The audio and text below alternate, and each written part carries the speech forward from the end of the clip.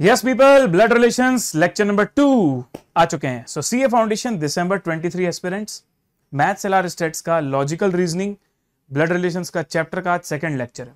जो बच्चे नए हैं मैं उनको बता दूं, हमने कल से ये सीरीज चालू करी थी फ्री लाइव ऑन यूट्यूब। तो मैं आपसे बोलूंगा कि आप जाकर पहले लेक्चर 1 देखिएगा और उसके बाद लेक्चर 2 देखिएगा, क्योंकि डायरेक्टली लेक्चर 2 में जंप करोगे तो आपको कुछ वो चीजें समझ में नहीं आएंगी जो मैंने लेक्चर 1 में समझाई है और जो कनेक्टेड है यहां से। ठीक है जी, चलिए भाई। So I welcome you all to Unacademy CA Foundation channel and here we are with the blood relations lecture number 2। आज हमारा मेन फोकस है भाई स्टडी मटेरियल के एमसीक्यूज पर, है ना। तो बहुत सारे क्वेश्चंस की प्रैक्टिस करेंगे। आपने कल मेरे साथ चार्ट फॉर्मेशन की टिप्स तो समझ ही लिए, आज उसकी प्रैक्टिस की समय है सर, और डिफरेंट अदर वेराइटीज के क्वेश्चंस भी हम देखने वाले हैं। मेरा नाम है Pranav, I am first attempt chartered accountant with 6+ years of experience after CA, educator by passion by choice. दिल से रे दिल से रे दिल से रे। तो फाउंडेशन लेवल पर maths LR states, intermediate level पर कॉस्ट एंड मैनेजमेंट अकाउंटिंग में आपको पढ़ाता हूं। यह है हमारा ब्लड रिलेशंस का पूरा सीरीज, जो कि आपका 4 सेशंस में कंप्लीट होना है daily at 8 PM on Unacademy CA foundation channel. और स्पेशल क्लास भी आप देख सकते हो फ्री में। अनलॉक करने के लिए मेरा कोड यूज कर लेना।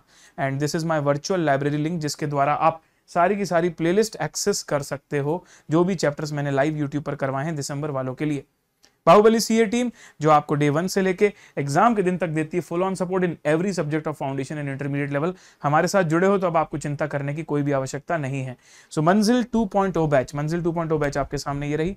मंजिल 2.0 बैच चालू हो रही 12 जुलाई से, तो भाई जल्दी से जल्दी एनरोल कर लो। बहुत सारे फायदे हैं अनअकैडमी प्लस बैच को ज्वाइन करके फिर प्रिपरेशन करने के। So if you can afford, I think you should invest here. Okay, so this is our past result, this is my past performance of the previous batch। and चलिए भाई शुरू करते हैं, है ना। तो किस बात की देरी, let's get started in the count of 3, 2, 1, let's begin। तो आपको कल होमवर्क हमने दिया था 13, 15, 7, 8, 9, 11, 14 ये वाले एग्जाम्पल्स थे, और एक्सरसाइज के 2 क्वेश्चंस थे 8 और 9। तो एग्जाम्पल 13 से मुझे शुरू करना है, जल्दी से मैं चलता हूँ एग्जाम्पल नंबर 13 में। एग्जाम्पल नंबर 13 में ये रहा एग्जाम्पल नंबर 13, और मुझे पूरा भरोसा है कि आप लोगों ने कर लिया होगा। नहीं किया है तो सॉल्व तो कराऊंगा मैं, लेकिन जैसे हर क्वेश्चन में समय देता हूं ना सॉल्व करने के लिए, जो होमवर्क के क्वेश्चन है उससे मैं डायरेक्टली सॉल्व करूंगा। जो नए क्वेश्चन आज करवाऊंगा उसमें समय दूंगा अभी करने के लिए, क्योंकि इसके लिए मैंने समय आपको ऑलरेडी दिया हुआ था एज अ होमवर्क। ठीक है, चलो। यस सभी लोग, ये क्लास मई 2023 अटेम्प्ट के लिए, दिसंबर वालों के लिए नहीं है। ठीक है, चलो शुरू करते हैं। C is the wife of B, E is the son of C, A is the brother of B, father of D. What is the relationship E to D? C is the wife of B. तो C है B की wife. क्या मैं मान सकता हूं कि B उनके हस्बैंड है? ऑब्वियसली सर, ये कोई पूछने की बात है। तो ये कपल हो गए, कपल को ब्रैकेट में डाल दिया। E is the son of C, E is the son of C। उसके बाद A is the brother of B, A is the brother of B, and father of D, and the father of D। तो A D के father हैं और B के brother हैं। What is the relationship of E to D? Fill in the blanks format में लिखेंगे। E is dash of D। तो बताइए E जो है वो D का क्या हुआ? सर इसके पापा भाई, इसके पापा भाई, चचेरे भाई हैं ये दोनों। चचेरे भाई को क्या लिख सकता हूं मैं? कजिन। सही उत्तर हो गया हमारा ऑप्शन डी, कजिन। उम्मीद करता हूं क्वेश्चन नंबर 13, एग्जाम्पल नंबर 13 सभी लोगों को अच्छे से समझ में आ गया है। Everyone, can we move on to the next part? Cousin हो गया, ठीक है sir. Next, X and Y are brothers, R is the father of Y। X and Y are brothers, दोनों ब्रदर्स हैं, मतलब दोनों में मैंने लगा दिया plus. R is the father of Y, तो दोनों के फादर होंगे R। ठीक है, उसमें भी प्लस लगा दिया क्योंकि फादर हैं। S is the brother of T and maternal uncle of X। तो X की मम्मी के भाई, मैटरनल अंकल समझते हो ना आप लोग? Everyone, do you understand maternal uncle? Sir maternal uncle मतलब मामा जी, और मामा जी मतलब मम्मी के भाई। तो एक काम करते हैं सर हम लोग, यहां पर इनकी कोई मम्मी होंगी जिनका नाम अभी हमें नहीं पता, तो मैंने क्या बोला था, एम्प्टी बॉक्स बना लेते हैं। इनकी मम्मी का नाम हमें नहीं पता, एम्प्टी बॉक्स बना लिया। इनकी मम्मी के भाई वो है एक्स। क्या समझे? इनकी मम्मी के भाई हैं X, so maternal uncle of X. ओ उल्टा बोल दिया। S is the brother of T and maternal uncle of X. तो एक्स के मामा है एस। एस जो है वो टी के भाई हैं, लेकिन एक्स के मामा है। टी के भाई है मतलब मेरी मम्मी के ब्रदर हैं, तभी तो मेरे मामा हुए। तो इसका मतलब एम्प्टी बॉक्स में आ जाएगा टी। मेरे मम्मी के ब्रदर हैं तभी तो मेरे मामा हुए, ऐसा बोलेगा ना x.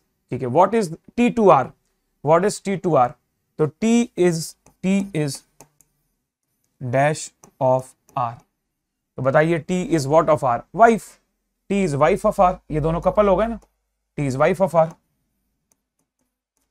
So my dear champions, option B, is it done? बताइए सबको वाइफ समझ में आया या नहीं? सर बिल्कुल समझ में आया, ठीक है, वेरी गुड। कोई प्रॉब्लम तो नहीं है? रिपीट करना हो तो बता देना, सिंपल था। एक्स और वाई ब्रदर थे, आर जो है एक्स और वाई के पापा थे, और एस जो है वो टी के ब्रदर हैं और एक्स के मामा हैं। तो पहले मैंने मामा किया कि एक्स की मम्मी के भाई, फिर मेरे को समझ में आया क्योंकि ये भाई हैं किसके, टी के, मतलब टी हो गई एक्स की मम्मी। तो बताइए टी आर की क्या हुई?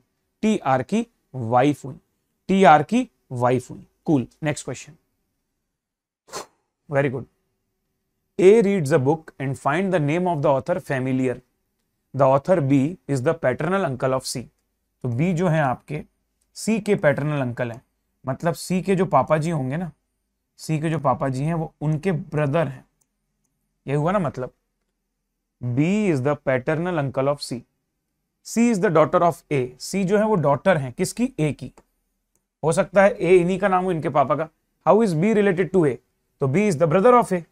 हो गया सिंपल भाई, B is dash of A, B is what? Dash of A, brother. Simple है, ये तो आई गेस बहुत ज्यादा इजी क्वेश्चन था, तो आंसर A आ जाएगा। 8 का answer A, brother. Brother, excuse me brother, इधर, एक्सक्यूज मी ब्रदर, इधर। अच्छा, मैं सारे क्वेश्चंस करवा रहा हूं होमवर्क के, आपका क्वेश्चन आएगा तो वो भी डिस्कस हो जाएगा। जैसे somebody is saying कि सर 10th वाला करवा दो, जब मैं एक एक करके सारे करवा रहा हूं तो 10th भी करवाऊंगा। It is very simple and very clear, ठीक है दोस्त। चलो अगला, A's mother is sister of B and she has a daughter C who is 21 years old. How is B related to C? A's mother, A की mummy है जिनका नाम नहीं पता, वो इज सिस्टर ऑफ B, वो B की sister है। अब B पता नहीं भाई मामा जी हैं कि मौसी जी हैं, and she has a daughter C, और इन्हीं की एक डॉटर भी है जिनका नाम है C, तो वो इनकी बहन हो गई। How is B related to C? तो B क्या हुआ सर? B जो है वो मम्मी के भाई या मम्मी की बहन है, मतलब या तो मैटरनल अंकल या मैटरनल आंटी। मेरे को B का जेंडर नहीं पता, मेरे को B का जेंडर नहीं पता, लेकिन इतना जरूर पता है कि मेरी मम्मी की सिबलिंग है, मेरी मम्मी के सिबलिंग मतलब भाई या बहन। Gender is unknown. तो अगर मैं यहां पर आपसे आंसर पूछूं तो आंसर हो जाएगा B is dash of C, तो तुम आंसर दोगे या तो मैटरनल अंकल या फिर मैटरनल आंट। अब आप एक बार ऑप्शन ध्यान से पढ़ो, ऑप्शन में कुछ दिया है क्या? सर आंट करके तो कुछ दिया ही नहीं है, अंकल दिया और वो भी मैटरनल अंकल अलग से दिया हुआ है, तो option B should be the answer. Everyone, कितने लोगों को मामा वाली बात समझ में आई? ठीक है, फिर से एज मदर, ए की कोई मम्मी है जो बी की सिस्टर है और उनकी बेटी सी है, तो बताइए सी के लिए बी क्या हुए? तो बी इज मम्मी के भाई या मम्मी की बहन, पता नहीं कौन है ये बी, ये तो मौसी भी हो सकती, मामा भी हो सकते हैं, तो मामा या मौसी, लेकिन ऑप्शन में सिर्फ मामा है, तो option B is the correct answer. मैंने बोला था ना, जब तुम्हें ऐसा लगता हो कि एक से ज्यादा आंसर आ रहे हो तो चिल मारो, है ना, कोई दिक्कत की बात नहीं है, बाद में चूज कर सकते हैं अपन लोग ऑप्शन देख के कि सही आंसर क्या है। E is the sister of B, A is the father of C, so E is the sister of B, B का जेंडर नहीं पता, A is the father of C, अभी इसको होल्ड पे डाल देता हूं, ये वाली इंफॉर्मेशन को होल्ड पे डाल देता हूं, B is the son of C, B is the son of C, तो सी दोनों के पेरेंट हो गए, and A is the father of C, अब मैं डाल सकता हूं A is the father of C, C का जेंडर नहीं पता मुझे। How is A related to E? तो ए जो है या तो नाना है या तो दादा है, ऑप्शन से चेक कर लेंगे। सो ए इज डैश ऑफ ई, तो ई के नाना या दादा हैं ए, वो पता नहीं है क्योंकि मम्मी के पापा हैं या पापा के पापा वो नहीं पता, लेकिन ग्रैंडफादर हैं। अब तुम्हारे पास मैटरनल और पैटर्नल अलग अलग तो दिया नहीं है, तो ऑब्वियसली एक ही आंसर आएगा, ग्रैंडफादर, ऑप्शन ए। ठीक है, अरे ग्रैंडफादर समझ में आया गाइस? Everybody with me? क्या आप लोग कनेक्ट कर पा रहे हो चीजों को? कितने लोगों को ब्लड रिलेशंस में मजा आ रहा है और प्रो टिप्स पढ़ने के बाद अच्छी कमांड आ गई? बताइए लाइव चैट में, हम भी देखें कि ब्लड रिलेशंस आपको आया कितना समझ में। लेट्स सी, क्यों भाई लोग, क्या कहना है आपका? राहुल, मनिका, आनंद शर्मा, आर्यन भाई thank you, Bhumi, Vanshika, Rinka, good, मजा आ रहा है ना? ठीक है, शर्मिला, ओके, कीर्ति, क्लियर है, ठीक है सर, ओके कूल। एक काम करें, एक बार प्रो टिप रिवाइज करना है, चलो प्रो टिप रिवाइज करते हैं। जो हमने कल प्रो टिप्स पढ़ी थी उसको एक बार रिवाइज करते हैं। चलिए, तो सर प्रो टिप्स हमारी ये थी कि सेम जनरेशन को सेम रो में लिखेंगे हम लोग। अगर पापा वाली जनरेशन तो ऊपर जाएगी, बच्चे वाली जनरेशन तो नीचे आएगी। डिस्टिंक्ट मार्किंग फॉर जेंडर, जैसे ही क्वेश्चन का कोई भी डेटा पढ़ के जेंडर पता चलता हो ना किसी का, प्लस और माइनस मार्क कर दो। If there is a couple, कोई कपल है तो ब्रैकेट पुट कर दो ताकि क्लियर रहे कि कंफ्यूजन ना हो। एम्प्टी बॉक्स बना दो, जैसे अभी वो एज मदर लिखा था लेकिन मदर का नाम नहीं पता था तो अपन ने डब्बा बना दिया था एम्प्टी बॉक्स। इंफॉर्मेशन में अगर प्रॉपर लिंकेज ना हो तो बीच की लाइन छोड़ के अगली लाइन पढ़ लिया करो, बाद में जाके बीच की लाइन पढ़ लो तो भी कनेक्ट हो जाता है सिस्टम। उसके बाद है अगला, convert your question into fill in the blanks. ये पॉइंट आपको बहुत काम आया होगा। सर अगर हम लोग ये फिल इन द ब्लैंक्स वाला नहीं समझते ना सर, बहुत गलतियां करते, मदर को डॉटर कर देते, डॉटर को मदर कर देते, पर क्योंकि हम फिल इन द ब्लैंक्स में करते हैं ना तो एक सेंटेंस बन जाता है, तो हमको समझ में आ जाता है कि इसमें सही आंसर क्या देना है। और उसके बाद जो एक और चीज है, if you are getting two answers, कोई दिक्कत नहीं है, ऑप्शंस को चेक कर लो, उसमें से कोई एक ही दिया होगा। आखिरी वाला पॉइंट मैं बाद में पढ़ाऊंगा आपको, ठीक है? हाँ सर, आखिरी वाला पॉइंट आपने बोला था आप बाद में करवाओगे, तो जैसा आप बोलें सर। अगला सवाल, ये थोड़ा अलग पैटर्न का सवाल है, पढ़ लेते हैं। इसमें क्या दिया है? अरे कुछ नहीं, सेंटेंस की जगह लाइन वाइज दे दिया। A is the mother of B, C is the son of A, D is the brother of E, is the daughter of B, who is the grand mother of D. So A is the mother of B, A mummy है B की, C is the son of A, C is the son of A, D is the brother of E, इसको अभी hold कर देता हूं, ई is the daughter of B, E is the daughter of B, and D is the brother of E, D उसका भाई हो गया। Who is the grand mother of D, grand mother of D एक ही तो है, ए, सिंपल तो है। Who is the grand mother of D, D की ग्रैंड मदर कौन है? ए, सिंपल, ठीक है, चल कूल, क्या बात है मौसम, सुपर। अगला सवाल है हमारे पास। अच्छा, होमवर्क में हमारे कितने क्वेश्चंस थे? हम वहां तक पहुंचे कि नहीं? 13, 5, 15, 7, 8, 9, 11, 9, 11, 14 अभी बाकी है हमारा। 9, 11, 14 चल रहा है। 10th क्वेश्चन तो मैंने दिया ही नहीं था होमवर्क में। ये वाला होमवर्क था क्या? मतलब ये वाले में डाउट था क्या किसी को? इसको देख लेते हैं। तो A is D's brother, A is D's brother, D का जेंडर नहीं पता। डी इज बीज फादर, अब पता चल गया जेंडर। बी का नहीं पता। B and C are sisters, इन दोनों का भी पता चल गया। How is A related to C, तो ए तो चाचा हो गए, तो ए इज चाचा, ए इज अंकल ऑफ सी, सी के तो अंकल है ना, ए इज डैश ऑफ सी, तो यहां आंसर आ जाएगा uncle, uncle uncle uncle, option D. Everyone समझ में आया आप लोगों को अंकल वाला भाई? क्लियर है ना यार, इसमें क्या दिक्कत है? नेक्स्ट पार्ट, ए इज बीज सिस्टर, सी इज बीज मदर, ए इज बीज सिस्टर, बी का जेंडर नहीं पता। सी इज बीज मदर, सी इनकी मम्मी, दोनों की मम्मी हो गई। D is C's father, D जो है सी के भी पापा जी हैं। And E is D's mother, पर दादी आ गई है तो E is D's mother. Then how is A related to D, how A is related to D, तो A is dash of D. अब डी के पॉइंट ऑफ व्यू से देखते हैं। डी के बेटी की बेटी, डी की बेटी की बेटी मतलब ग्रैंड डॉटर, डी की बेटी की बेटी नाती, ग्रैंड डॉटर, ग्रैंड डॉटर मतलब option D, grand daughter, option D is the correct answer. Everyone example 10 सबको समझ में आया कि नहीं? एग्जाम्पल 10 सबको समझ में आया बेटा जी अच्छे से? ठीक है, granddaughter is the correct answer. आगे बढ़ता हूं। F is the brother of A, F is the brother of A, C is the daughter of A, F is the brother of A, C is the daughter of A, C का gender कर दिया मैंने female. K is the sister of F,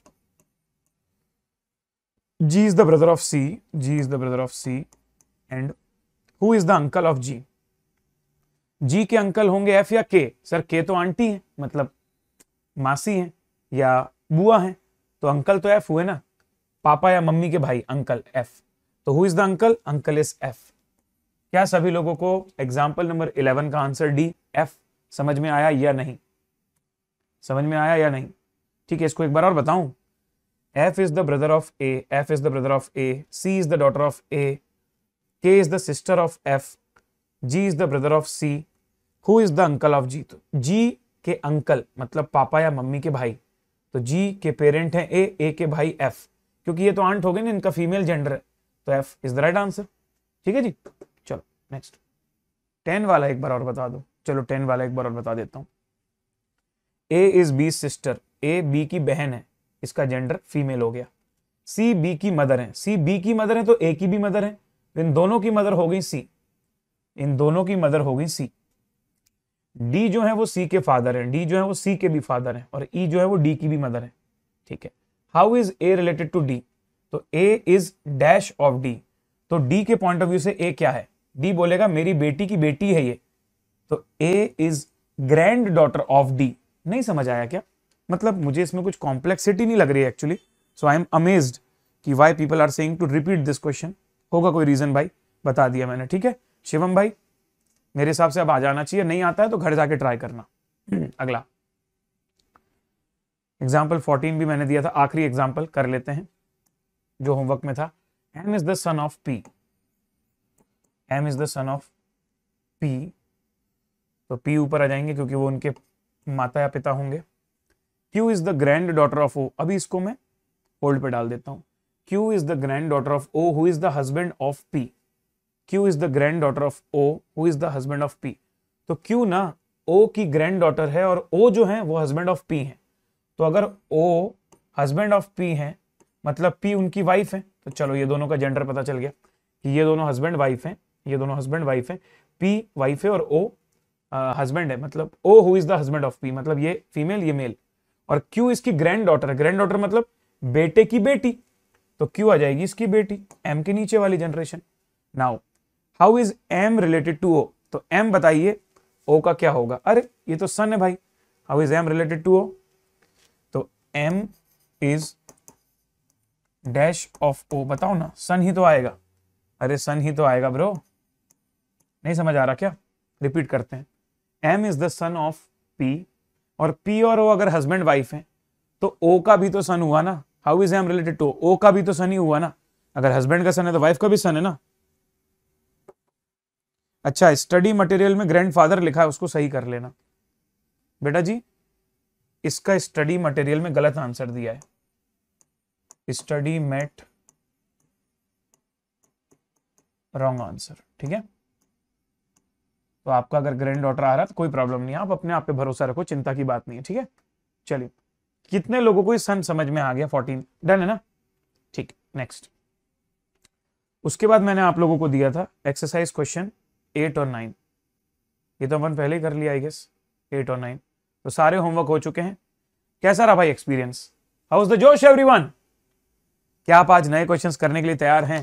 how is the जोश? Super high sir, cool. अब मैं ना सिर्फ वही चुनिंदा क्वेश्चंस करवाऊंगा जो मुझे लगता है जिसमें मेरी हेल्प की जरूरत है, या जो नई वैरायटी के हैं, जो मुझे लगता है ऑलरेडी आप लोगों को बन जाएंगे, उनको करवाने की कोई आवश्यकता नहीं है, वो आपको आज फिर होमवर्क दिए जाएंगे। ठीक है ना? तो जो आसान क्वेश्चन होंगे वो आपको आज फिर होमवर्क दिए जाएंगे, जो नई वैरायटीज होगी वो मैं करवाऊंगा क्लास में राइट नाउ, मतलब आपसे करवा के लूंगा, फिर बताऊंगा आपको। चलो, तो ये तो भाई आपका होमवर्क में जाएगा, ये भी आपका होमवर्क में जाएगा, ये भी आपका होमवर्क में जाएगा, ये भी आपका होमवर्क में जाएगा, ये भी। यहां से चालू करते हैं, तो क्वेश्चन 1 से 6 आपका होमवर्क हो जाएगा आज का, homework of day 2।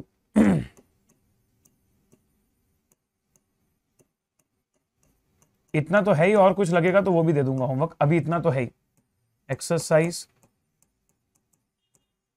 12A question 1 2 3 4 5 6, इतना तो है ही आपका होमवर्क। ठीक है, चलिए अब मैं सीधे आ रहा हूं क्वेश्चन नंबर 21 पर, इसको आप लोग ट्राई कीजिए। चलिए, ये आपका सवाल है, आपको करना है अभी राइट नाउ। मैं दे रहा हूं यहां पर टाइमर, आपको चिंता करने की कोई जरूरत नहीं है आपको। ठीक है,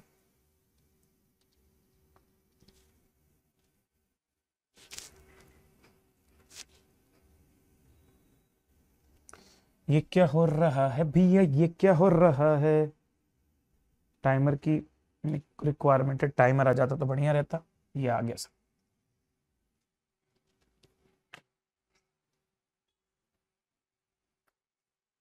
सर आपकी आवाज मुझे ठीक नहीं आ रही, मेरा गला बैठा हुआ है वैसे, बाकी माइक में कोई प्रॉब्लम नहीं है। बाकी लोग भी चेक कर लेना भाई, माइक में कोई प्रॉब्लम तो नहीं है ना? मेरे हिसाब से तो सही आ रही होगी दोस्त।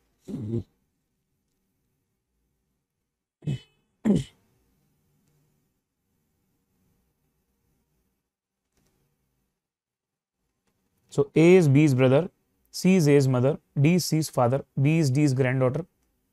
अच्छा, इसमें ना एक मिसिंग पार्ट है, उस मिसिंग पार्ट को सही करवाता हूं मैं तुम्हें। यहां पर आएगा E। ये इस क्वेश्चन में खास था कि क्वेश्चन में मिसप्रिंट था। हो सकता है नई मॉड्यूल में सुधर गया हो, अगर नई मॉड्यूल में नहीं सुधरा हो तो सुधार लेना आप अपनी मॉड्यूल में। यहां फुल स्टॉप के बाद E is the sister of C आएगा, ठीक है। चल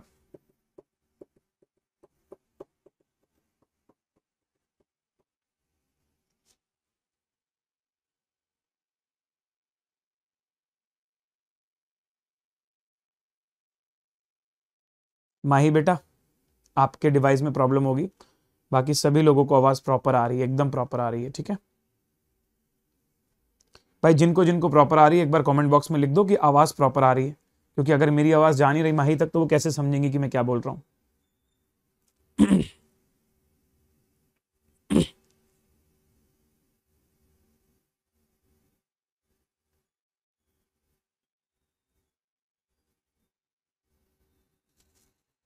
चलिए लास्ट 10 9 8 7, सबको मौका मिला है, सबको मौका मिला है सॉल्व करने का।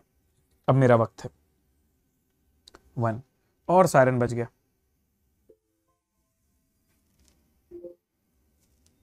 चल सो पढ़ते हैं, देखते हैं, समझते हैं क्या है सवाल में। A is B's brother. I think मैंने क्वेश्चन इसलिए लिया क्योंकि मॉड्यूल में गड़बड़ थी, बाकी तो कुछ खास नहीं इसमें। C is A's mother, D is C's father and B is D's granddaughter। B is D's granddaughter मतलब B का जेंडर पता चल गया। E is the sister of C, E is the sister of C। How is E related to B? How is E related to B? Colour change करते हैं, fill in the blanks में लिखते हैं। How sorry, how is E related to B? तो E is dash of B, E is dash of B, E is dash of B। E जो है sir B की mummy की बहन है, मौसी। मौसी को तुम क्या लिखते हो सर? मौसी को हम आंट लिखेंगे, और क्या लिखेंगे? Option A aunt. अच्छा, मैं इसमें तुमको सवाल घुमा के पूछ रहा हूं, मतलब जो क्वेश्चन ने पूछा था, मॉड्यूल ने पूछा था, वो तो हो गया। मैं अपना क्वेश्चन पूछ रहा हूं तुमसे। Tell me how is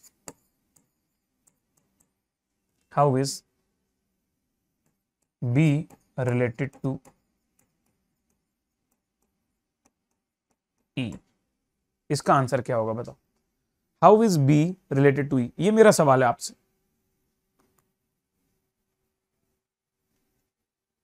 how is B related to E, ये आपको निकालना है, ठीक है।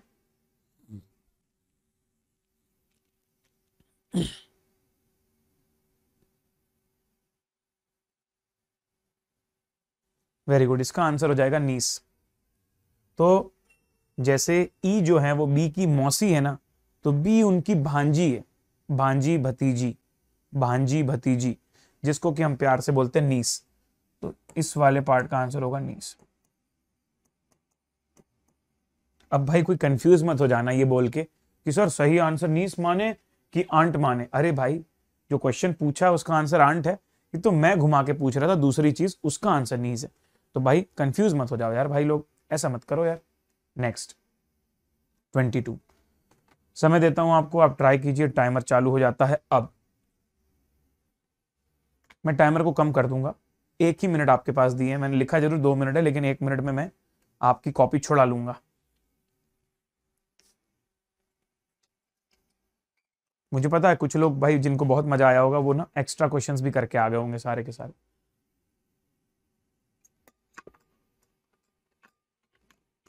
आर्यन बेटा पढ़ाई कर लो,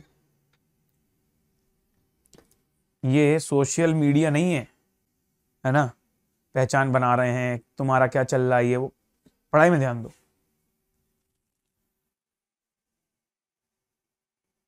आज क्या सरप्राइज है? हो, बहुत बढ़िया सवाल था, ऐसे ही बता देना होता तो फिर सरप्राइज क्यों बोलता उसको मैं। लास्ट 10 सेकेंड्स एवरीवन, बनना चाहिए आपसे। 4, 3, 2, 1, 0। सुनिएगा, ध्यान से सुनिएगा अब।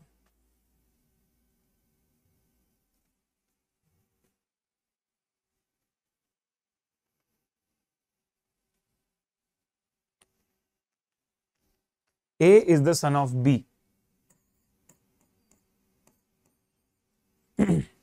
While B and C are sisters to one another. B और C दोनों बहनें हैं। E is the mother of C. E इन दोनों की मम्मी है। If D is the son of E, इनका एक और भाई है D, क्योंकि वो E का सन है, E का सन D है, मतलब इन दोनों का भाई है। Which of the following statement is correct?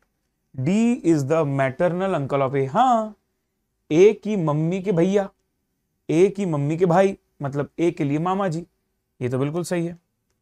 E is the brother, अरे सर E तो मम्मी है। D is the cousin, अरे D cousin कैसे होगा A का भाई, D तो मामा है। B and D are brothers, अरे B तो फीमेल है, B कैसे ब्रदर हो सकती है। Only option A is the correct answer. बहुत ईजी था ये वाला भी। आगे बढ़ रहा हूं, let's go to the next one. चलिए शुरू करते हैं। If A is the mother of A, चलो इसको तुम ट्राई करो फिर से। अनदर क्वेश्चन, 1 मिनट और शेष है आपके पास, समय आपका शुरू हो चुका हो। अच्छा, मजा आ रहा हो, सब कुछ समझ में आ रहा हो तो वीडियो को लाइक कर देना, क्योंकि वीडियो को लाइक करने में कोई पैसे, कोई चार्ज, कोई टैक्स, कोई टीडीएस नहीं कटता, ठीक है, जीएसटी भी नहीं लगता।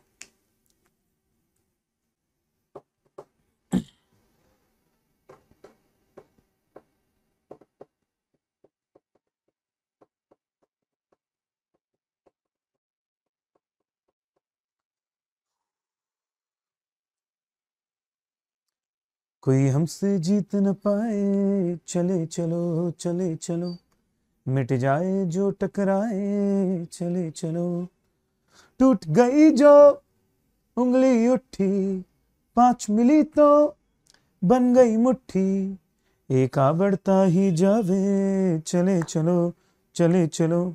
somebody is asking कि क्लास रिकॉर्डेड कैसे मिलेगा? इसी चैनल पर क्लास रहेगी। वीडियो की स्टार्टिंग में मैंने वर्चुअल लाइब्रेरी के बारे में बताया था, वहां पर जाके आप देख सकते हो, मैं अपनी सारी प्लेलिस्ट एक जगह पर बना के रखता हूं, वहां से आप डाउनलोड कर सकते हो, लेक्चर्स देख सकते हो, कोई प्रॉब्लम नहीं है। A is the mother of D. A is the mother of D. A mummy है D की। B is not the son of C. ये इंफॉर्मेशन कनेक्ट नहीं हो रही, होल्ड कर दो। C is the father of D. चलो भाई, ये हस्बैंड वाइफ हो गए। C is the husband, A is the wife. अब फिर से ये वाली सिचुएशन पढ़ता हूं। C is the father of D. B is not the son of C. D is the sister of B. अब बताओ, अगर B सन नहीं है, B ये तो समझ में आ गया, क्योंकि D is the sister of B, मतलब B जो है इन दोनों का बच्चा, इन दोनों का बेटा है, लेकिन B का जेंडर नहीं पता। लेकिन ये सेकंड वाली लाइन पढ़ के समझ में आ रहा है कि अगर ये सन नहीं है तो डॉटर होगी, अगर ये सन नहीं है तो डॉटर होगी। Then how is A related to B? A is mother. अरे कितना इजी है, A is dash of B, mother. देख लो भाई ध्यान से, चेक कर लो भाई ध्यान से, अच्छे से चेक कर लो भाई। बन गया, mom is the answer, right. आगे बढ़े। A is the mother of D, B is not the son, इसको रोक दिया मैंने पहले। C is the father of D, उससे पता चल गया कि C और A हस्बैंड वाइफ है। फिर लिखा है D जो है वो सिस्टर है B की, मतलब B सिबलिंग है इसकी, मतलब इन दोनों के कॉमन पेरेंट है, ये सिबलिंग है। जेंडर नहीं पता था, लेकिन ये लाइन पढ़ी तो जेंडर भी पता चल गया कि ये सन नहीं है, नॉट द सन, मतलब डॉटर है। फिर लास्ट में जो पूछा वो निकाल दिया हमने। आपका समय शुरू होता है। अब थोड़ा टफ क्वेश्चन है, पूरे 2 मिनट भी लगेंगे तो भी नहीं बनेगा शायद आपसे, बट ट्राई कर सकते हो आप, बड़ी बात नहीं है। थोड़ा सोचो, थोड़ा दिमाग लगाओ, शायद पूरा बन जाए आपसे, ठीक है। सो P, Q, R, S, T, U are the 6 members of a family in which there are 2 married couples. T, who is a teacher, is married to a doctor who is mother of R and U.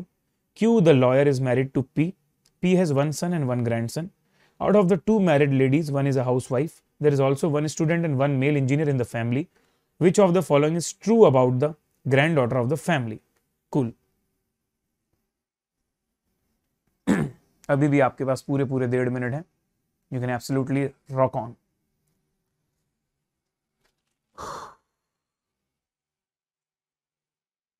कभी कभी मैं खुद से भी ये सोचता हूं। आनंद शर्मा बेटा, मुझे रटा हुआ आंसर नहीं चाहिए। स्टडी मटेरियल सबके पास है, स्टडी मटेरियल के पीछे आंसर भी सबके पास है, और जितनी जल्दी आपने आंसर दिया मतलब आपने अभी तो सॉल्व नहीं किया है उसे, मेमोरी के बेसिस पे, ज्यादा कुछ उससे फर्क नहीं पड़ता। यहां मैं उन बच्चों को पढ़ा रहा हूं जो पहली बार पढ़ रहे हैं, जो पहली बार कर रहे हैं क्वेश्चन को, ठीक है।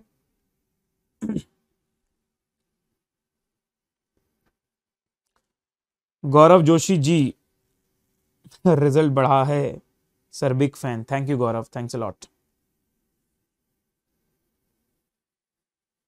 35 seconds left.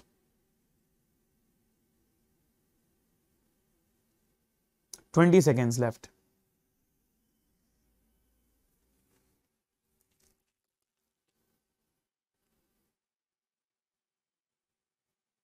9, 8, 7, 6, 5, 4, 3, 2, 1। इस क्वेश्चन को जीवन में आप एक बार देख लोगे, अगली बार कभी भी देखोगे तो याद आ जाएगा कि इसका आंसर क्या है। लेकिन कितने लोग इंटरेस्टेड हैं इसके अंदर कैसे दिमाग लगा ये समझने में, क्योंकि यही क्वेश्चन पेपर में है जरूरी नहीं, लेकिन इस तरीके की वैरायटी आ सकती है। तो वो जो कनेक्शन मैं बना रहा हूं यहां पर उसको देखना ध्यान से। आंसर याद करना इज नॉट द पॉइंट, वो तो कोई भी कर लेगा भाई बाद में, ठीक है ना।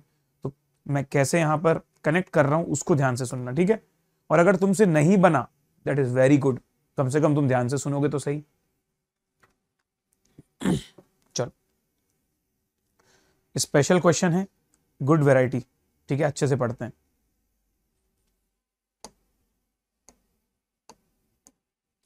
P Q R S T U, 6 लोग हैं फैमिली में।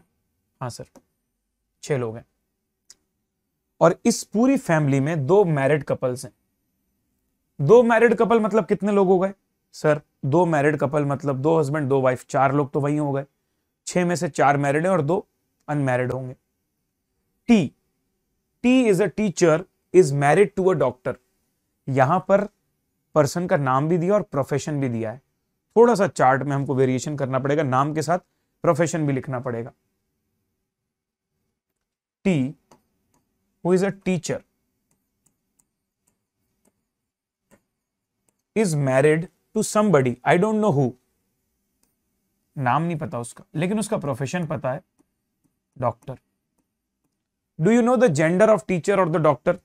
नो सर, जेंडर तो अभी भी नहीं पता। फिर बोल रहा है who is mother of R and U. Oh, doctor is a mother, doctor is a mother of R and U, मतलब अगर डॉक्टर मदर हैं और ये दोनों मैरिड है, मतलब टी इज द फादर।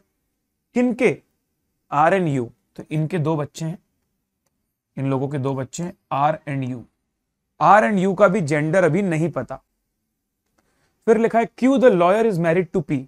एक और कपल की बात हुई, एक कपल तो मिल गया हमको, एक कपल तो मिल गया, टीचर डॉक्टर वाला कपल मिल गया। Now we want to find Q the lawyer is married to P. Q एक लॉयर है जो पी से मैरिड है अभी भी, लेकिन ये नहीं पता चल रहा कि ये कहां लिखे, इसको चार्ट में कहां लेके जाएं। P has 1 son and 1 grandson. Oh my God! जैसे उन्होंने बोला कि P का एक बेटा भी है और एक ग्रैंडसन भी है, इससे मुझे समझ में आ गया कि जो P है वो ग्रैंड पेरेंट्स में है। ग्रैंड पेरेंट्स में मतलब जनरेशन और ऊपर वाली जनरेशन, तो यहां पर हो जाएंगे Q और P। तो Q a lawyer is married to P। अभी P का और Q का जेंडर नहीं पता, लेकिन लेयर पता चल गई कि 3rd लेयर है। मतलब ग्रैंड पेरेंट्स वाली लेयर है। पी का एक सन है और एक ग्रैंड सन है, ठीक है, मतलब इसमें से एक सन होगा, इसमें से one of them is a son, मुझे नहीं पता कौन है। Out of the two married ladies one is a housewife. अब भाई एक ही जन का प्रोफेशन नहीं पता मेरे को, दोनों कपल्स तो हो गए हैं लेकिन चारों में से एक ही का प्रोफेशन नहीं पता। पी मतलब पी हो गई हाउस वाइफ। अब बताओ भाई, अगर पी हाउस वाइफ हो गई तो पी का जेंडर हो गया फीमेल, क्यू का जेंडर हो गया मेल। तो दादा दादी पापा मम्मी और बच्चे 6 लोग हो गए, हो गए सर। 2 कपल हो गए, हो गए। There is also one student, there is also one student and one male engineer in the family. तो बोल रहा है आपके ग्रैंड चिल्ड्रंस में से एक मेल है और एक स्टूडेंट है, एक मेल है और एक स्टूडेंट है। इसका मतलब जो स्टूडेंट है वो फीमेल है, यही हुआ ना। तो बताइए what is true about the grand daughter of the family. तो ग्रैंड डॉटर है कौन ये नहीं पता मुझे, लेकिन इन दोनों में से जो भी ग्रैंड डॉटर होगी ना वो इंजीनियर तो हो नहीं सकती, क्योंकि इंजीनियर तो वो होगा जो मेल है। मतलब ग्रैंड सन तुम्हारा हो गया इंजीनियर, ग्रैंड सन तुम्हारा हो गया इंजीनियर, मुझे नाम नहीं पता और निकाल भी नहीं पाऊंगा मैं। और ग्रैंड डॉटर हो गई तुम्हारी स्टूडेंट, ग्रैंड डॉटर वो हो गई आपकी स्टूडेंट। तो grandson is engineer and granddaughter is student, तो she is a student. Option C is the correct answer. So मैंने ये आपको समझाया पूरा क्वेश्चन अच्छे से कनेक्शन करवा के। कितने लोगों को क्लियर हुआ? जितने लोगों को क्लियर हुआ जल्दी से लाइव चैट में बताओ क्लियर, और जिनको नहीं क्लियर हुआ एक बार रिपीट कर रहा हूं, सुन लेना ध्यान से। फिर भी अगर ना आए तो फिर वीडियो को पीछे करके देख लेना, ठीक है। PQRSTU 6 लोग हैं इन द फैमिली, जिसमें से कि 2 मैरिड कपल हैं। There is a teacher who is married to a doctor. मुझे पहले इनके जेंडर नहीं पता थे, लेकिन बाद में लिखा doctor who is the mother of RNU। इससे पता चल गया अगर डॉक्टर मदर है मतलब फीमेल है तो उनका हस्बैंड टीचर हो जाएगा, तो ये मेल हो जाएगा, T और D। अच्छा, नाम अभी तक मुझे पता नहीं थे लेकिन अब मैं बता सकता हूं, PQR ये S होंगी, डॉक्टर S, इनका नाम S है, ठीक है। RNU इनके बच्चे हैं।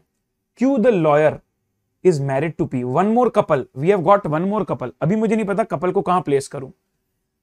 P, इन दोनों में से जो P है ना उसका एक सन भी और एक ग्रैंड सन भी है, मतलब इन दोनों के एक बेटे भी हैं और एक ग्रैंड सन भी है, मतलब ये ग्रैंड पेरेंट्स हैं।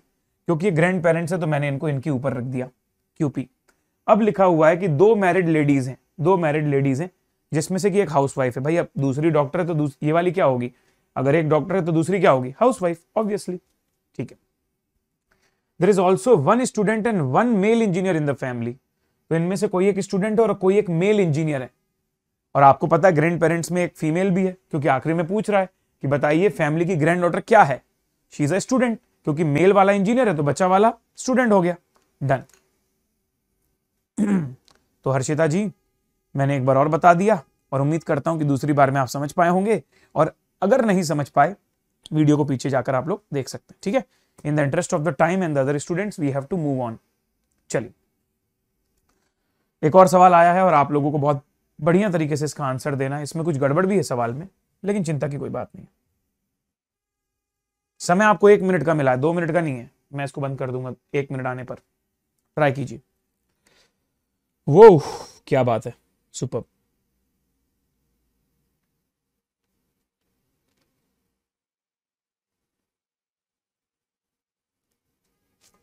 ये जो हल्का हल्का सुरूर है ये तेरी नजर का कसूर है।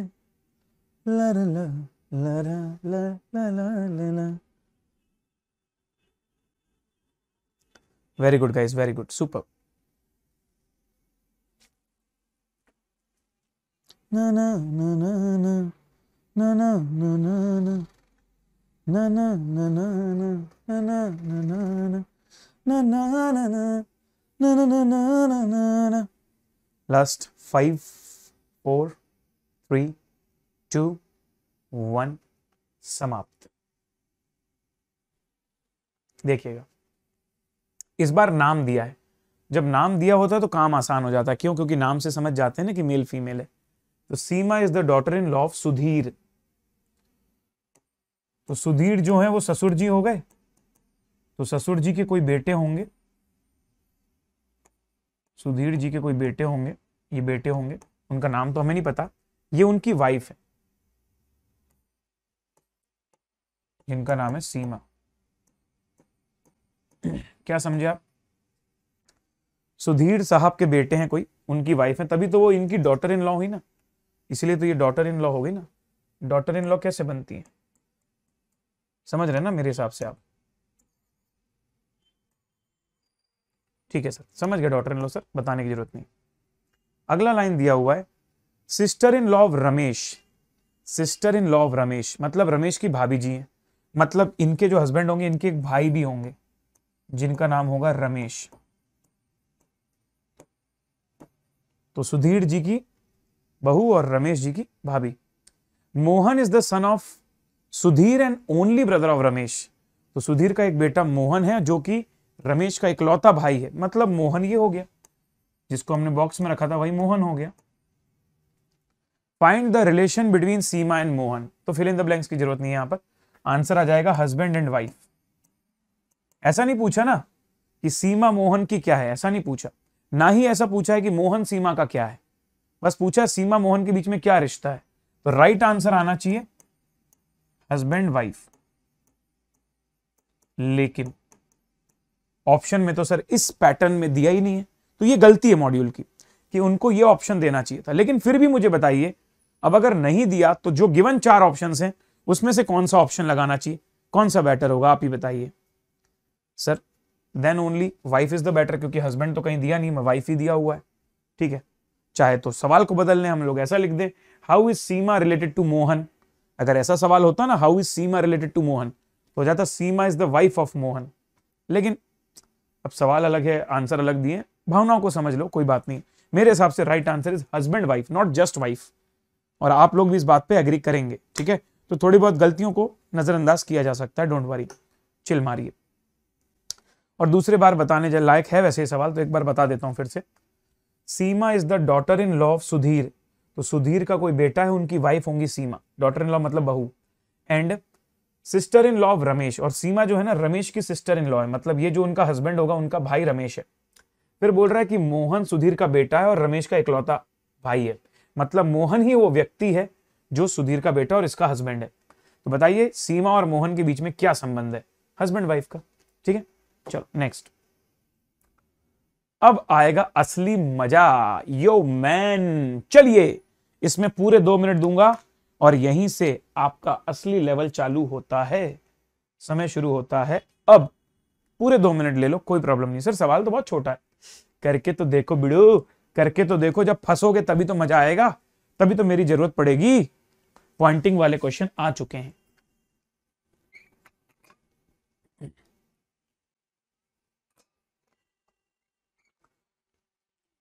वीडियो को लाइक करते रहिएगा भाई, लाइक करने का कोई दिक्कत नहीं होती। अगर आपको समझ में आ रहा हो तो जरूर लाइक कीजिएगा।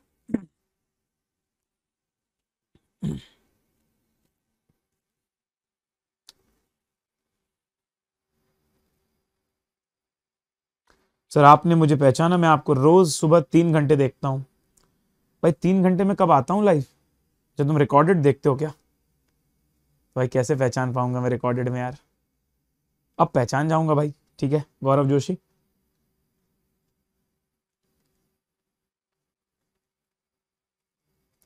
हर्षिता बता चुका हूं बेटा, वीडियो पीछे जाके देख लेना। अगर आप लेट ज्वाइन करी हैं और आपको लगता है कि एग्जाम्पल लेट आपको नहीं बना था, तो आपको वीडियो को पीछे जाके देख लेना, क्योंकि मैं करवा चुका हूं ऑलरेडी। ठीक है चलो।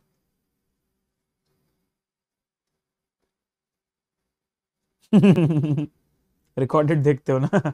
सही है भाई।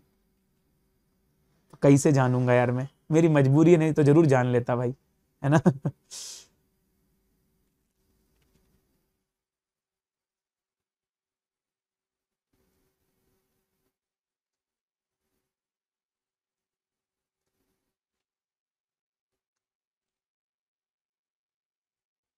बचे हैं हमारे पास अंतिम 15 सेकेंड्स।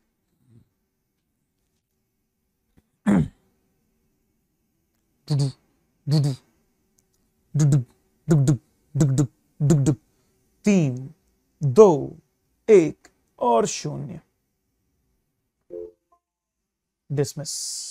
चलिए अभी मजा आएगा ना बिड़ू, कितने लोगों को इस क्वेश्चन में परेशानी आई है? सबसे पहले मी करके आंसर दीजिए लाइव चैट में। सर हमसे नहीं बना। बिल्कुल फ्रैंकली बताना भाई, कोई दिक्कत नहीं है, एकदम फ्रैंकली बताना, है ना। और नहीं बना है तो बहुत अच्छी बात है, मैं इसीलिए खड़ा हूं यहां पर। लेकिन मैं जानूं तो सही कि कितने लोगों को वाकई में नहीं बना हुआ है, तभी मजा आएगा ना मेरे को बताने में। भूमि, शिवम, राहुल, कीर्ति, रिंका, अच्छा कॉमर्स वाला आप भी देखते हैं, ठीक है। Falguni, Shailja, Hariom, SP Patel, memes, Deepak Kumar, TM Kirti, Ajit Rao, very good guys, very very very very very good, super. चलिए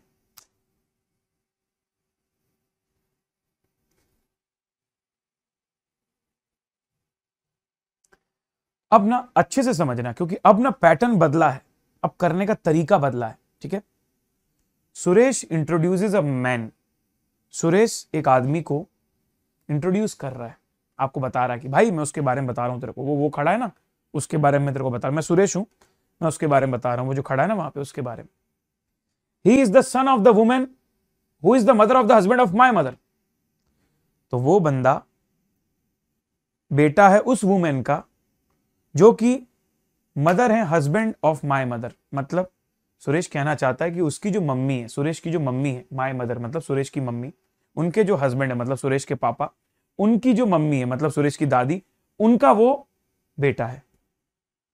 तो वो जिसके बारे में बात कर रहा है ना, वो हो सकता है कि सुरेश के पापा हूं या चाचा हूं, मुझे नहीं पता, मुझे नहीं पता। और फिर फाइनल रिक्वायरमेंट है कि सुरेश उनका क्या हुआ, या तो बेटा या फिर नेफ्यू। तो चलिए देखते हैं क्या क्या ऑप्शन में दिया है, क्या क्या नहीं दिया हुआ है। लेकिन इसका चार्ट कैसे बनाएंगे ये भी समझते हैं। तो सबसे पहले जो इंट्रोड्यूस कर रहा है उसको लिखो सुरेश, जिस व्यक्ति को इंट्रोड्यूस कर रहा है उसको लिखो, तो मैंने लिख दिया मैन, जिस भी मैन को ये इंट्रोड्यूस कर रहा है वो। अब मुझे ये तो नहीं पता कि दोनों सेम जनरेशन में है कि नहीं है, अभी के लिए तो मैंने सामने सामने लिख दिया है। तो मतलब संभाल लेना, समझ जाना, भावनाओं को समझ लेना। बोल रहा है he is the son of the women who is the mother of the husband of my mother. तो सुरेश, अगर सुरेश के थ्रू लिंक बना सकते हो तो ज्यादा अच्छा है। क्वेश्चन को पढ़ के अगर तुम्हें ऐसा लगता है कि सुरेश के थ्रू लिंक बन रही है तो बनाने की कोशिश करना। Husband of my mother, Suresh कह रहा है कि मेरी जो मम्मी है, सुरेश ऐसा बोल रहा है कि मेरी जो मम्मी है ना, ये उसकी मम्मी है सुरेश की, उसके जो हस्बैंड है, सुरेश की मम्मी के जो हस्बैंड है ये मेल मतलब सुरेश के पापा, उनकी mummy, so mother of the husband of my mother, ये जो हस्बैंड है उनकी मम्मी। अब आप ही बताइए ना, ये सुरेश की क्या हुई? सुरेश की मम्मी के हस्बैंड की मम्मी मतलब सुरेश के पापा की मम्मी, सुरेश की दादी हुई, उनका ये बेटा है, उनका ये सन है। अब कल ही हम लोगों ने पढ़ा था पहले लेक्चर में, ग्रैंड मदर सन मतलब क्या हुआ?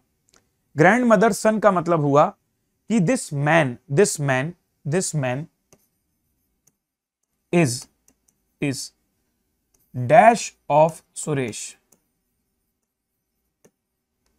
सर दो चॉइसेस हैं, मेरी दादी का बेटा मतलब it can be man is father of Suresh या फिर uncle of Suresh, uncle of Suresh. वो हमको नहीं पता क्या है। सर दो आंसर्स आ रहे हैं, सर कैसे आगे बढ़ेंगे? रुको जरा, सब्र करो। अब रिक्वायरमेंट क्या है क्वेश्चन की? सुरेश क्या रिलेटेड है? तो सुरेश इज, इसमें भी दो आंसर आ जाएंगे, ऑफ मैन। तो सुरेश उस आदमी का, अगर वो आदमी सुरेश के पापा हैं तो सुरेश उनका बेटा होगा, और अगर वो आदमी अंकल हैं तो सुरेश उनका भतीजा होगा। भतीजा मतलब नेफ्यू। अब आपके दो पॉसिबल आंसर्स हैं, सन और नेफ्यू। ऑप्शंस को देख लो। सर ऑप्शन में नेफ्यू नहीं है, सिर्फ सन है। Son is the correct answer. 10 seconds लीजिए प्रोसेस करने के लिए माइंड में, उसके बाद वापस मैं बताऊंगा। समझ आ जाए तो बहुत अच्छी बात है, नहीं तो एक और कोशिश करेंगे।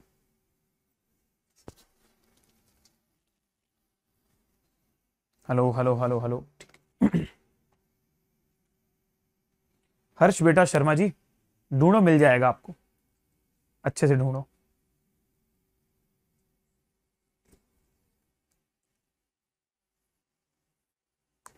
ठीक है, 10 सेकंड हो गए, दूसरी ट्राई करते हैं, फिर से समझाने की मैं पूरी कोशिश करता हूं। वीडियो जरूर लाइक कर देना। Suresh introduces a man, Suresh एक आदमी को इंट्रोड्यूस कर रहा है और बोल रहा है ये आदमी जो है ना, he is the son of a women who is the mother of the husband of my mother. तो सुरेश बोल रहा है कि उसकी मम्मी के हस्बैंड की मम्मी का बेटा है। तो सुरेश की मम्मी के हस्बैंड, सुरेश के पापा, उनकी मम्मी सुरेश की दादी, ये सुरेश की दादी का बेटा है। ये जो आदमी है ना जिसको सुरेश इंट्रोड्यूस कर रहा है वो सुरेश की दादी के पुत्र हैं, ठीक है। लेकिन रिक्वायरमेंट ये नहीं पूछ रहा कि मैन क्या है, रिक्वायरमेंट पूछ रहा सुरेश उनका क्या है। तो मैंने बोला पहले नॉर्मल तरीके से मैन निकालते हैं। तो हमको समझ में आया ये जो मैन है ना, क्योंकि वो दादी के बेटे हैं, मतलब वो सुरेश के पापा भी हो सकते हैं और सुरेश के अंकल भी हो सकते हैं। ये हमने निकाला है, पर क्वेश्चन ने हमसे उल्टा पूछा है। क्वेश्चन ने हमसे पूछा है कि सुरेश उस आदमी का क्या है। तो अगर वो आदमी सुरेश के पापा हैं तो सुरेश उनका बेटा है, अगर वो आदमी सुरेश के अंकल हैं तो सुरेश उनका नेफ्यू है। मतलब 2 possible answers are son and nephew. जब मैंने चारों ऑप्शंस देखे मुझे नेफ्यू कहीं नहीं दिखा, लेकिन सन मुझे दिख गया। कितने लोगों को समझ में आया है? Very good Mayur, I hope you are getting the help.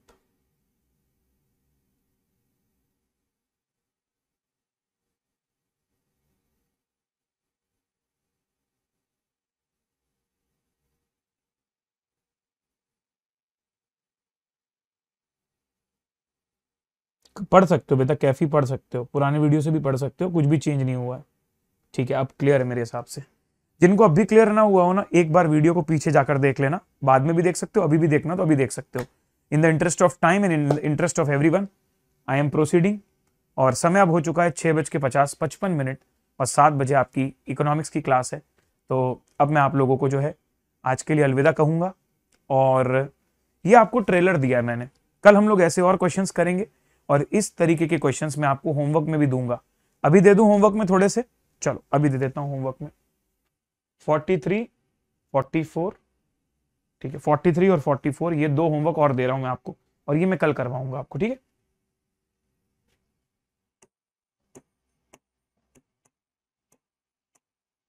तो आपका आज का होमवर्क है क्वेश्चन 1, 2, 3, 4, 5, 6 और 43 और 44। मतलब ये 8 क्वेश्चंस आपको होमवर्क करने, इसका स्क्रीनशॉट ले लीजिएगा।